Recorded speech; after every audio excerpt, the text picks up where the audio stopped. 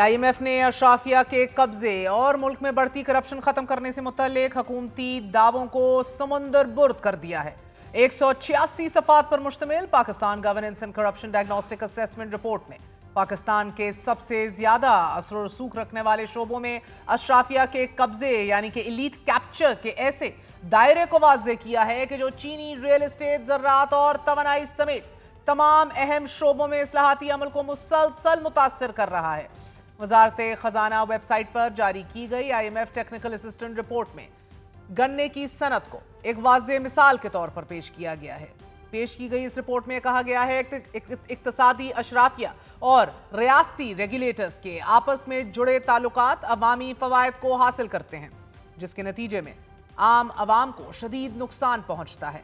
IMF के मुताबिक गन्ने के शोबे में काम करने वाली कंपनियां दिहाइयों तक हुकूमत की साजगार पॉलिसियों, सब्सिडीज और रेगुलेटरी लूप होल से फायदा उठाती रही हैं, जिसकी बुनियादी वजह सनत के ताकतवर अफराद और सियासी रहनुमाओं के दरमियान ताल्लुकात हैं।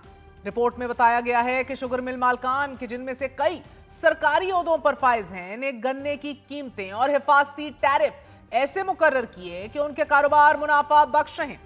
हालांकि इससे मुसाबकत मुतासिर हुई। शुगर मिल मालकान ने बरामदात और कीमतों के तयन की पॉलिसियों पर भी असर डाला ताकि वो अपने फायदे में रहें। 2018-19 में हुकूमत के फैसले के तहत चीनी की बड़ी मिकदार बरामद की गई, यहां तक कि सब्सिडी भी दी गई, जिससे मकामी सतह पर किल्लत और सार्फिन के लिए कीमतों में इजाफा हुआ। रिपोर्ट में रियल एस्टेट को दी जाने वाली मर्रात और उनके मुल्की मुईशत से मुतल्लिक कहा गया है कि रियल एस्टेट में भी ऐसी पॉलिसीज नजर आती हैं कि जहां फराख दिलाना टैक्स छूट से महसूलात को मुतासिर किया गया। IMF रिपोर्ट के मुताबिक कुछ अरसा कबल तक ज़राई आमदनी पर टैक्स नहीं लगाया गया, जबकि रियल एस्टेट, मैन्युफैक्चरिंग और तवानाई के शोबे अब भी साजगार टैक्स इंतजामात से फायदा उठा रहे हैं। IMF ने रिपोर्ट में यह भी नोट किया है कि पाकिस्तान की इक्तसादी अशराफिया ने जमीन पर कंट्रोल के जरिए अपनी ताकत को मुस्तहकम किया है, जो नौआबादियाती पॉलिसियों की एक मिरास है जिसने जमींदार को तरजीह दी है।